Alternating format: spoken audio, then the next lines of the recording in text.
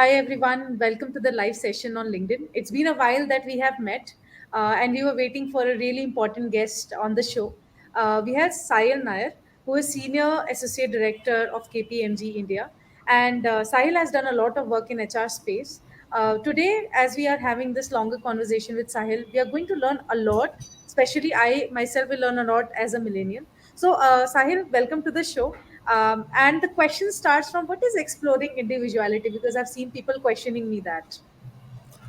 So, Ankita, thanks so much for actually having me over. I know we've been speaking for a very long time, but finally this has Associate happened. Director of KPMG. Sure. Are you Can getting you? an echo? No, no, no. Go ahead, Okay, please. lovely. Okay, lovely. So I said, thank you so much for having me over because for the longest time we've been talking, and finally we are together on your show. So thank you so much. I think you spoke about as a millennial. I think it's going to be both ways, right? Being a millennial myself, I guess I'm also going to get a great opportunity to learn from your experiences of life.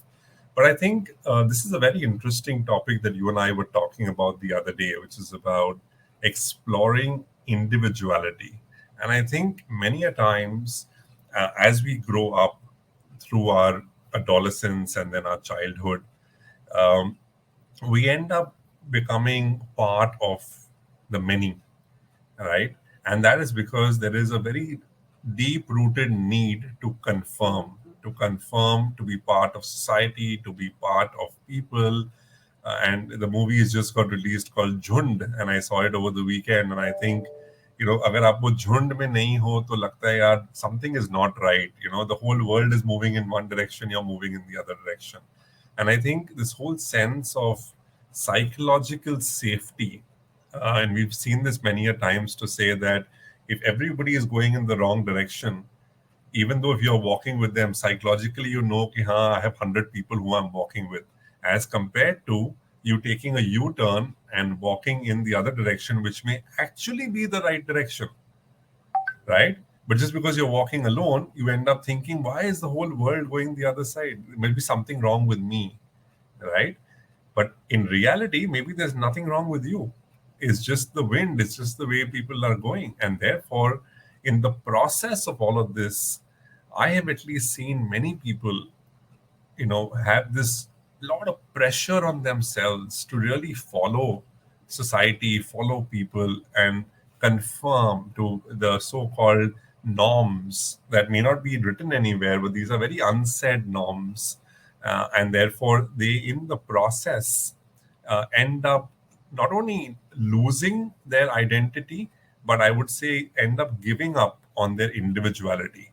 And I think that, personally, if you ask me, is the biggest loss that anyone can ever have. Thanks, Sahil. So, as you said, that it's really important to explore your individuality, but how to know that you are different than others and how to not follow the crowd?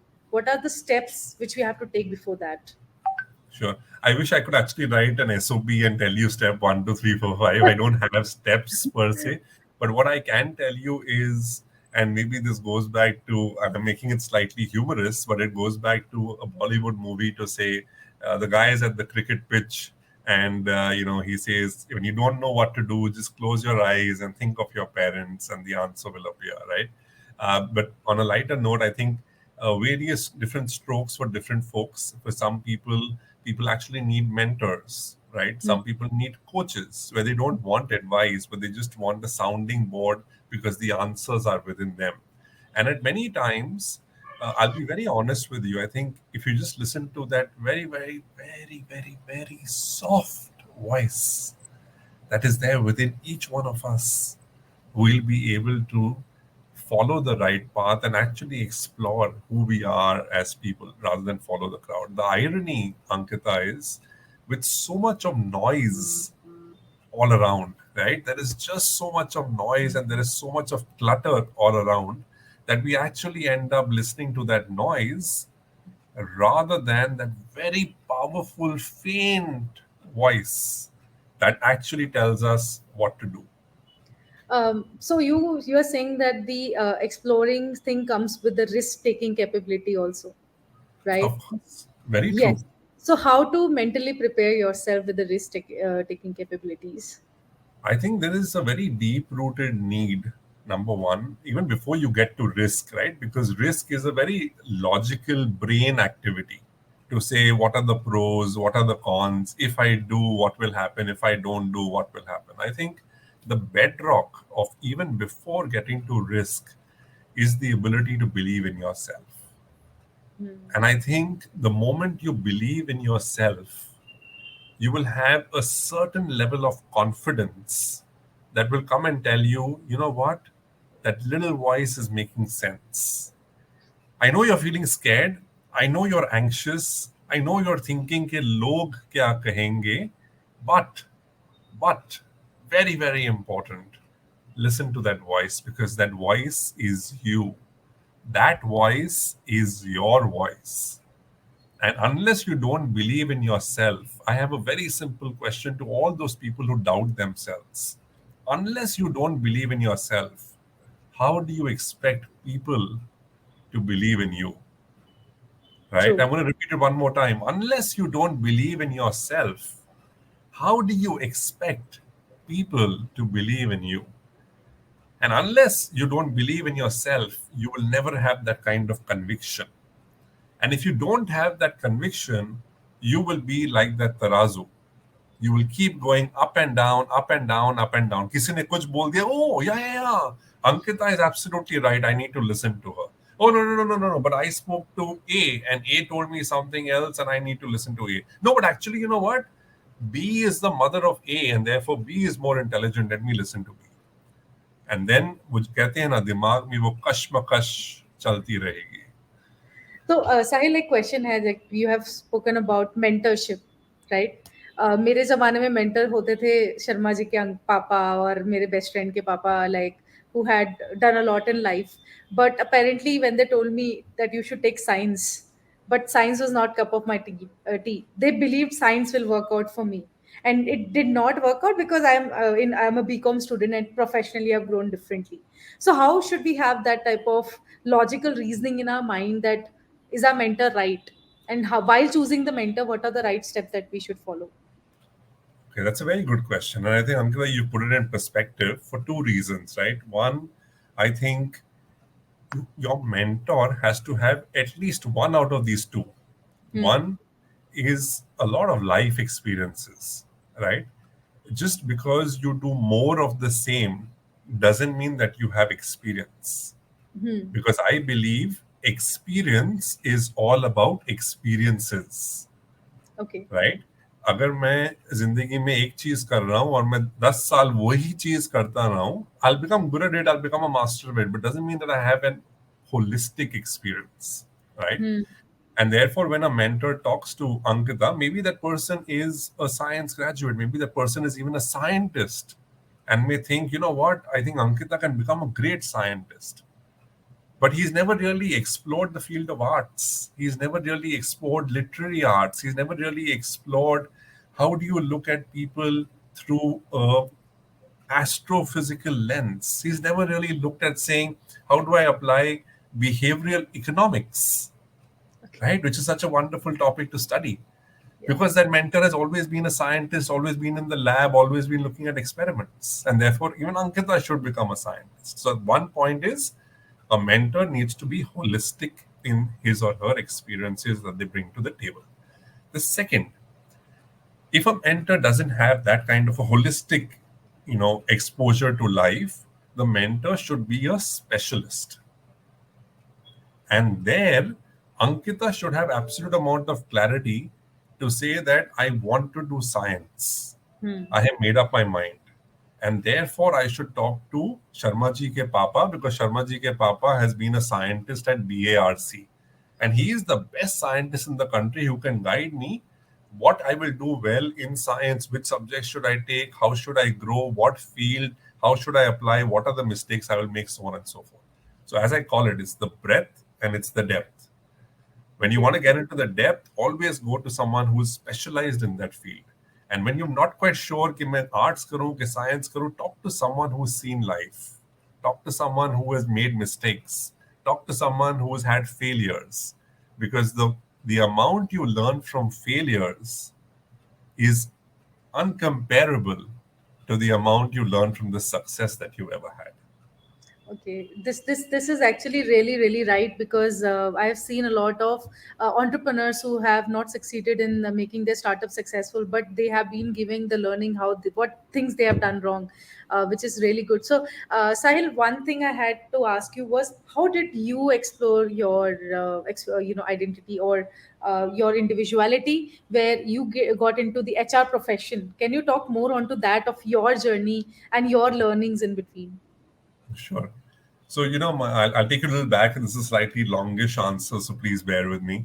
My dad is a maxillofacial and a dental surgeon, Hmm. right? And, as a child, I used to always see him, being at the dental chair and a lot of patients coming in. And the kind of respect that he commanded as a doctor, that was my hook to say, wow, man, people come here and they listen to my father and they take his advice and they follow him and he actually cures their pain, because that dental toothaches can be so painful if you have a wisdom tooth problem, this, that, and the other. And he would actually really cure them of their pain. And I was saying, wow, I want to become a doctor. Imagine, and this is exactly the question you asked me a couple of minutes ago, to say, life mein kya karna hai? And that's when the environment has a lot of impact on what you do, what you decide to do, what subjects you choose, so on and so forth.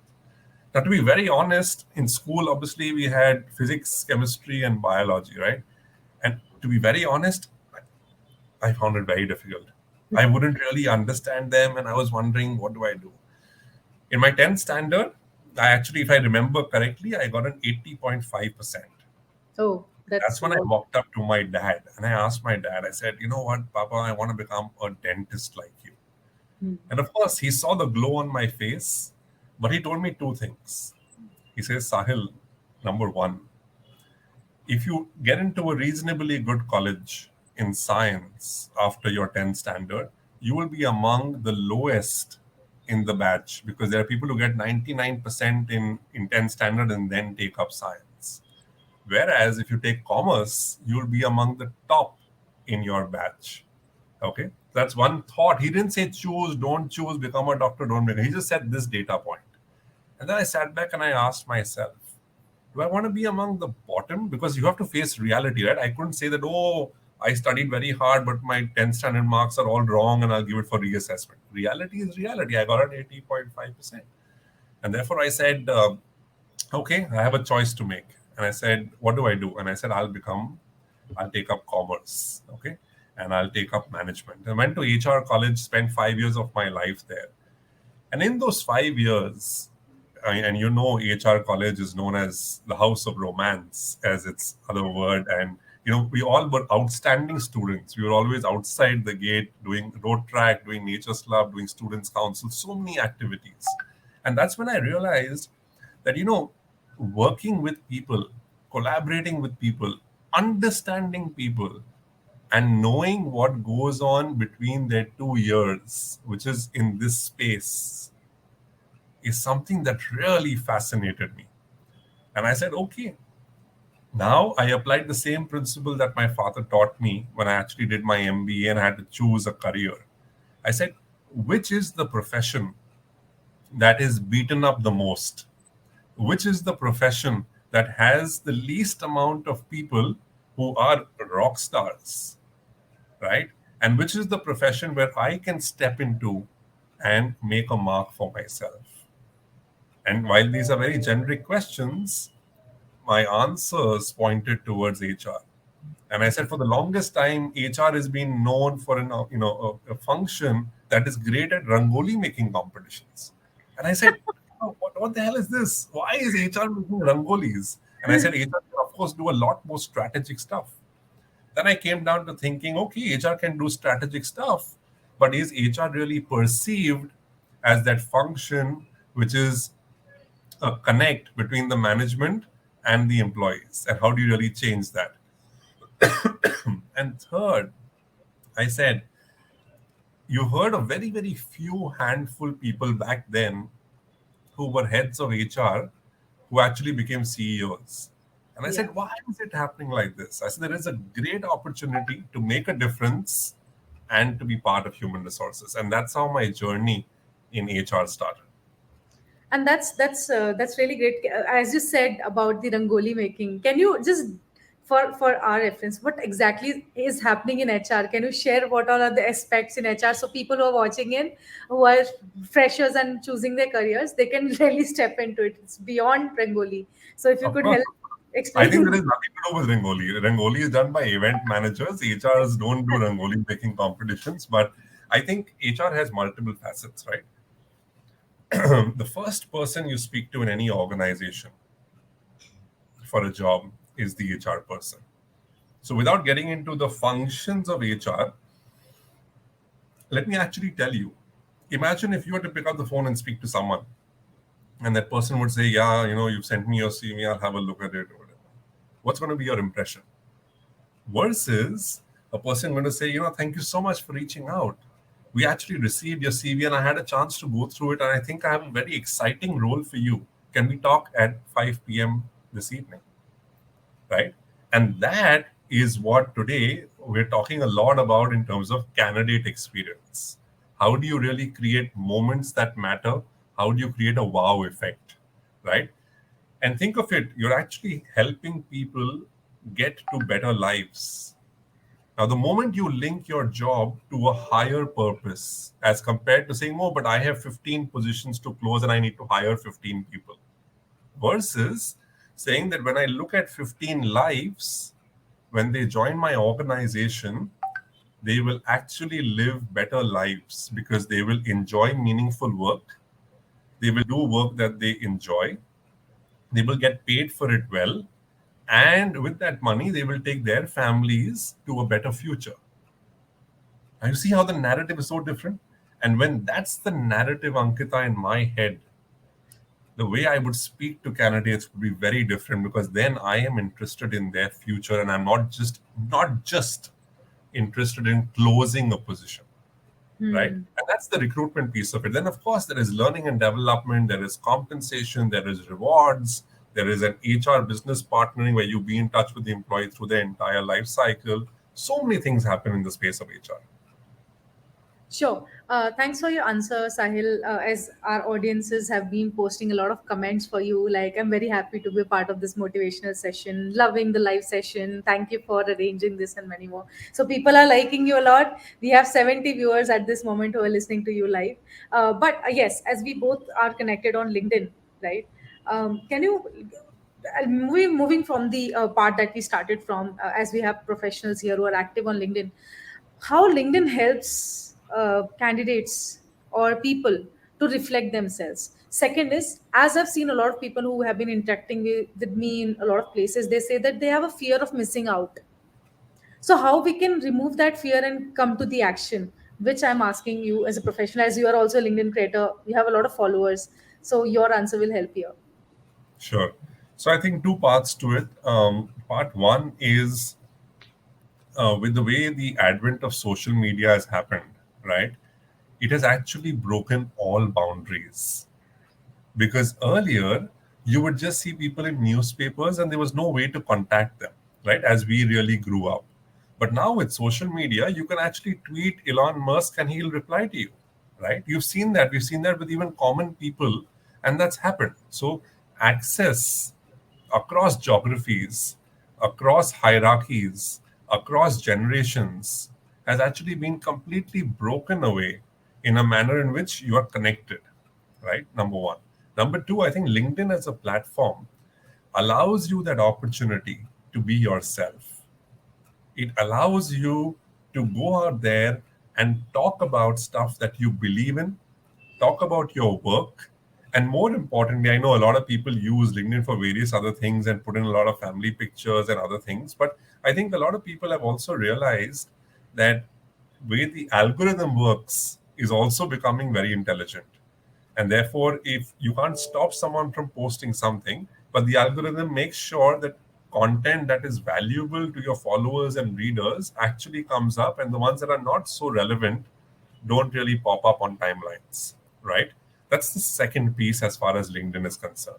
The third piece, I think the generation that we live in, like as millennials and the generation Z and whatever you want to call it, right? Depending on the time when you're born or the year in which you're born, I think fundamentally we have become scroll addicts, whether we like it or not. And that's the word that I use, scroll addicts, right?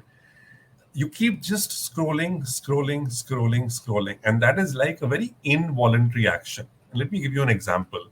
It's like when you learn to drive a car, you're actually looking at the gearbox Hmm. and you say, okay, now I'll move it to the left and now I'll move it ahead, first gear, bring it back to neutral, again move it to the left, pull it down, second gear, right? And we do it very, very consciously, and we're actually focusing on our left foot to say, thoda, release the clutch, thoda, hit the accelerator, change gears.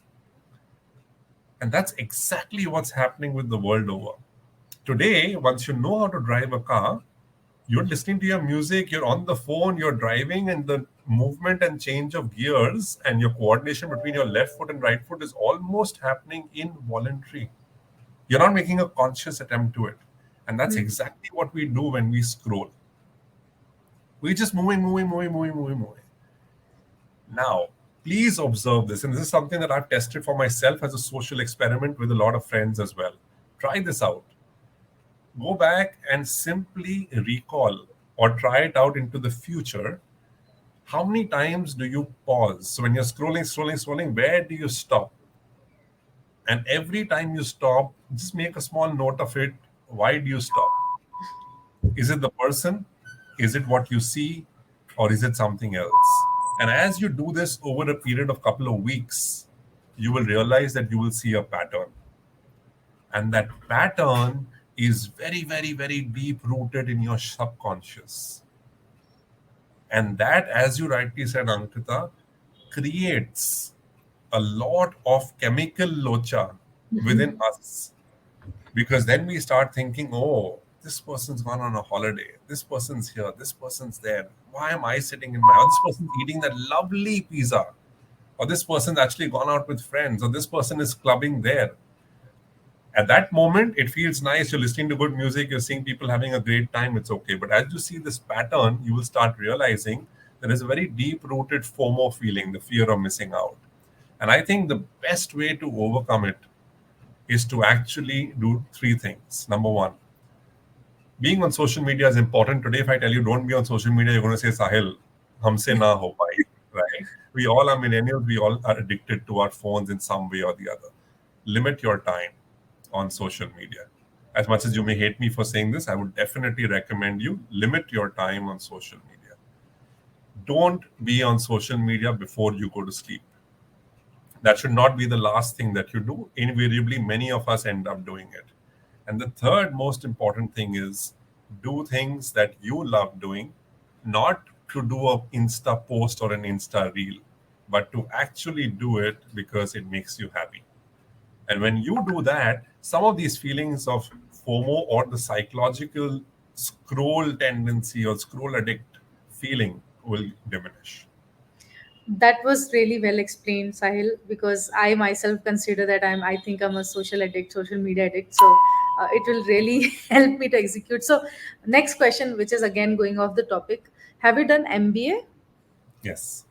Yes. So can you tell me if, like in my case, what I've done is I've finished my college. I've just got into, a job, and then I started continuing my job. I have not got the chance to do MBA.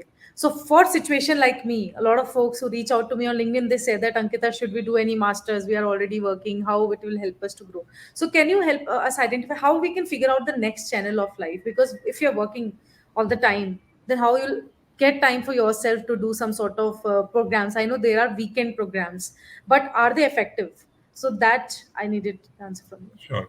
So my personal view is that, fortunately, unfortunately, as far as MBA is concerned, we actually live in a quota system, right?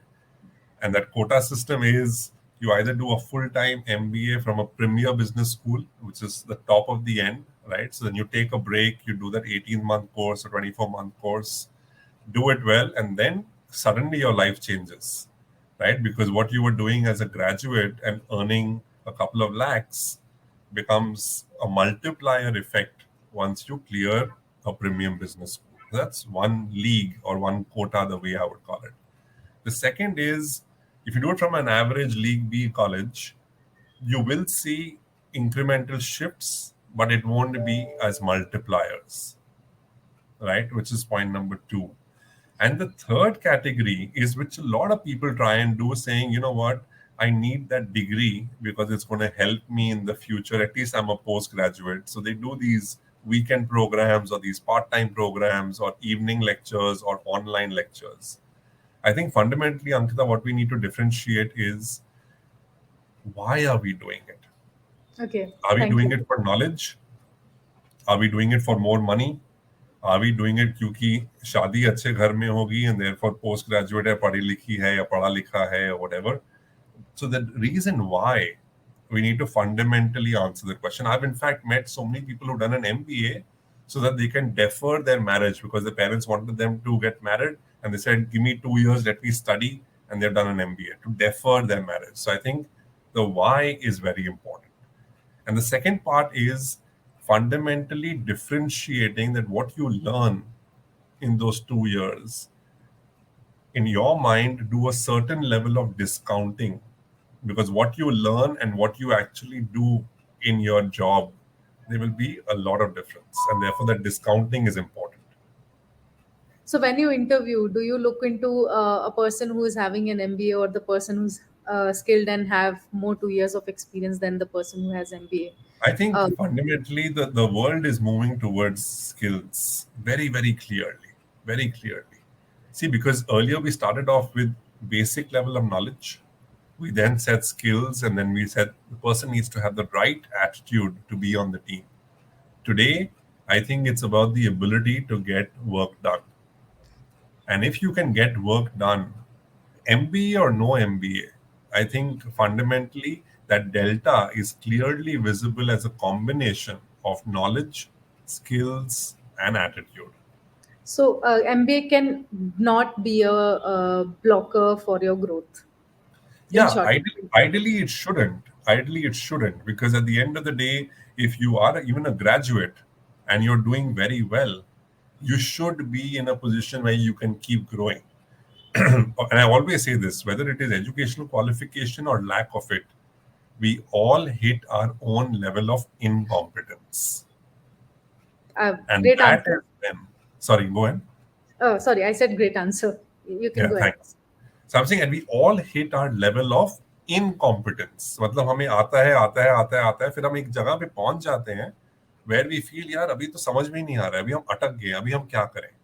And that is when, before you hit that level of incompetence or plateau at your level of competence, you should find ways and means to upskill yourself.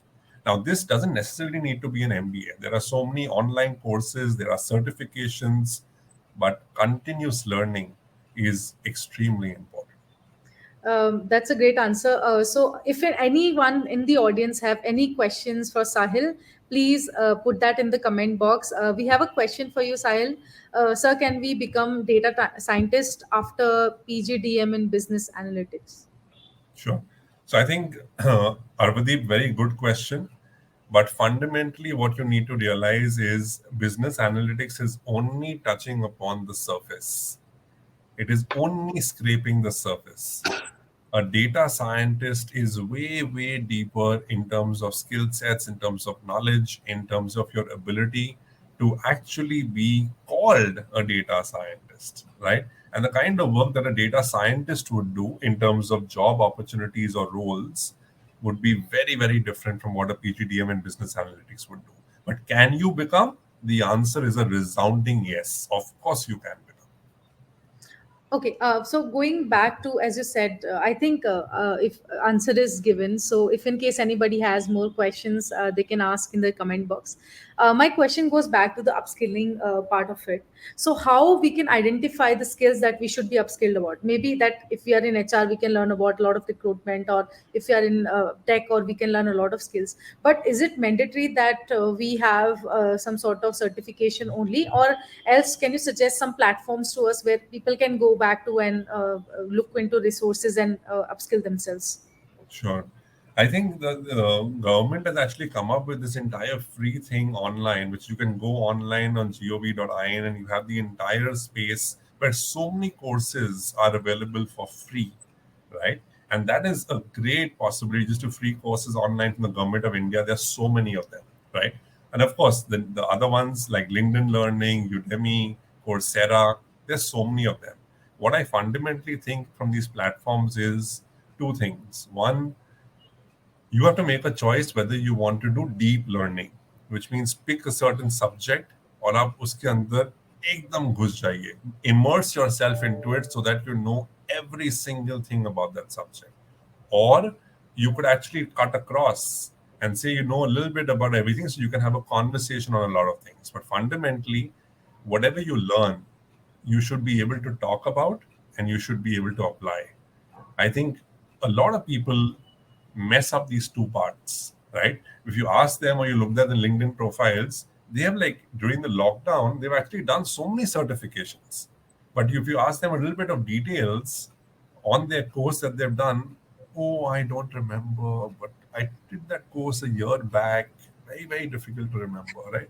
Now, that to me is as good as wiped out.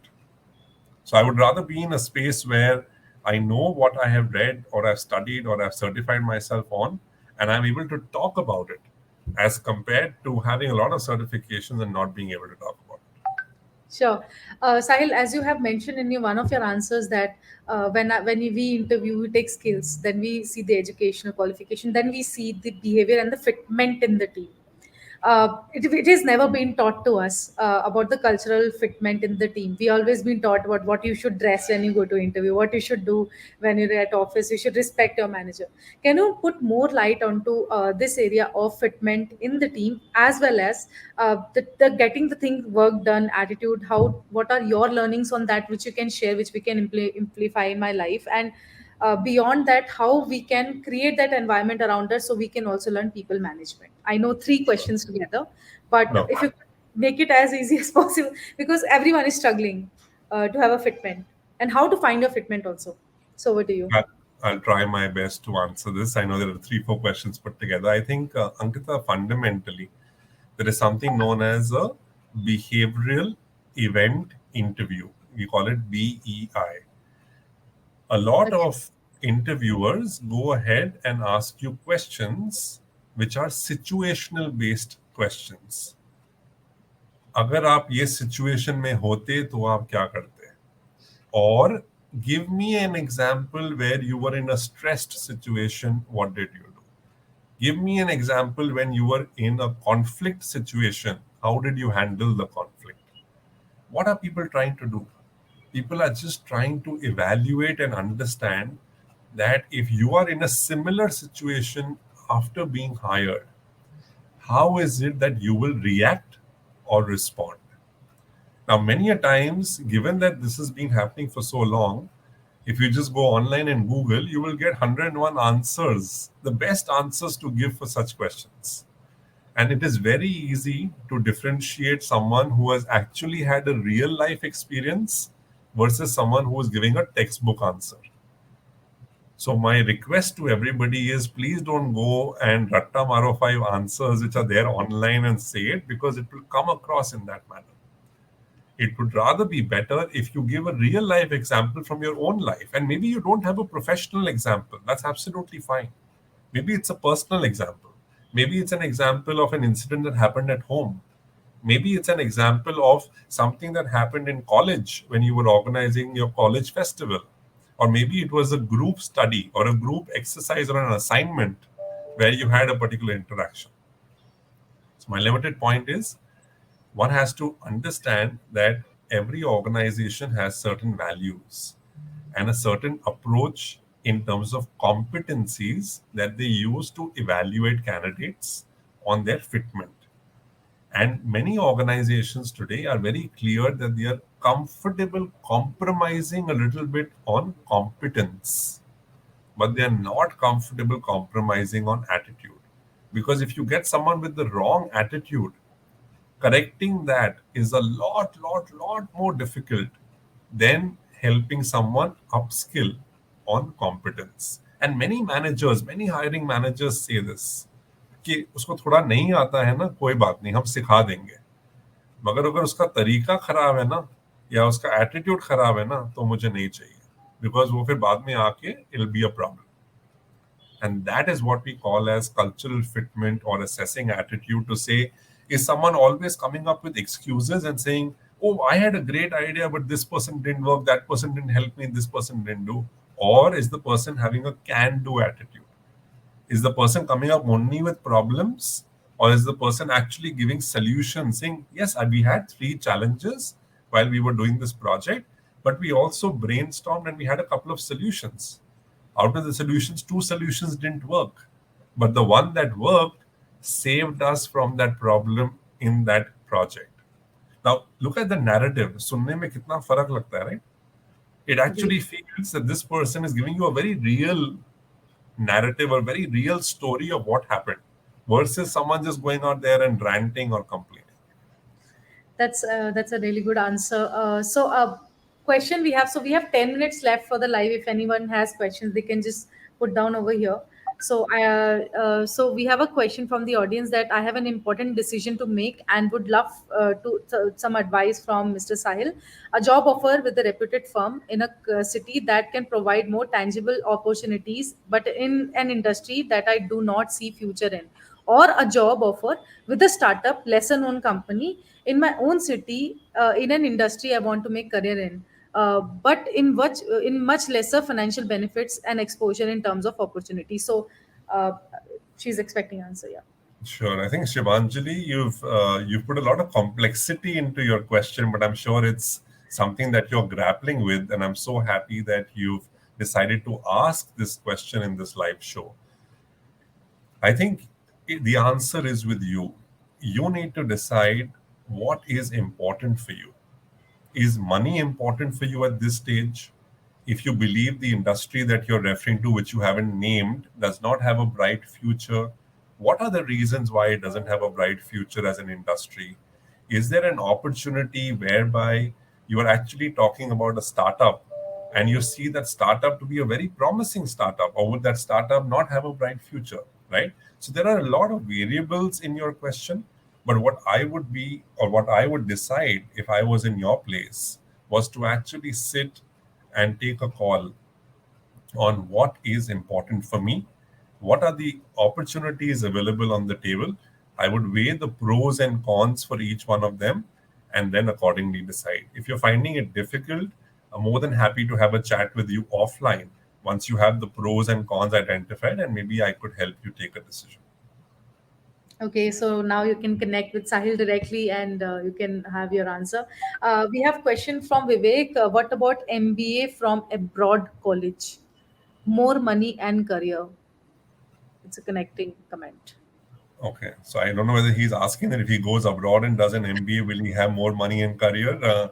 I think you will definitely spend more money.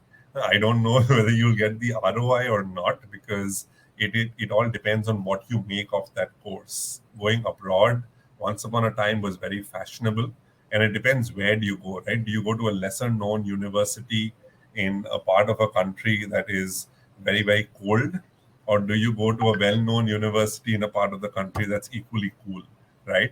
So it depends where you go, which college, what's the kind of investment. And I would always, if I was you, I would do an ROI analysis to say, what's the amount of money I'm spending, what is the assured opportunity if I do well, where do I get a job, and what's the kind of money that I would make, not just in the first and second year, but where would I really build my career over a couple of years. Sure. Sahil, we had spoken a lot about so many things. It was just this live was in each and every place we tried to reach out to and educate folks who were listening to us. Thank you, Sahil, for giving us your time. Over to you if you would like to give any closing remarks. One more comment has come. It's not a question. If I reached at manager level, then it's the need to pursue MBA too. I think it's a question. So if you can answer along with the closing mark, will help. Sure, sure. Thank you. I think Ashok Kumar Gupta ji, very, very important. I spoke about hitting your level of incompetence. Now, that's the same point that I was referring to, right? It doesn't matter whether it's AM or manager level. What matters is, where do you start feeling the need to upskill. And whenever you feel the need to upskill, that is the point that is extremely important, so that you can actually be in a space where you can do better than what you were doing before. And if that is something that you need to do, and if it is, let's say, an MBA or any other course for that matter, or a professional course, I would strongly recommend कि आप ज़रूर ये करिए, because that will only help you get better at your job. Sure. Thanks, Sahil. Over to you for closing remarks and then saying bye to the audiences. We have 70 viewers at this moment, constantly listening to us. Glad to see the response from the audience. Over to you. No, Ankita, I'd just like to thank you. Thank you so much for having me over on your show. It's very, very nice having a conversation with you. And I hope that your followers, as well as mine, find this a useful session for them. Thank you. Sure. Thank you. Have a good evening, everybody. If you wish to reach out to Sahil, I'll mention Sahil's LinkedIn username onto the comment box. Please reach out to him and follow him. Take care, everyone. Bye bye.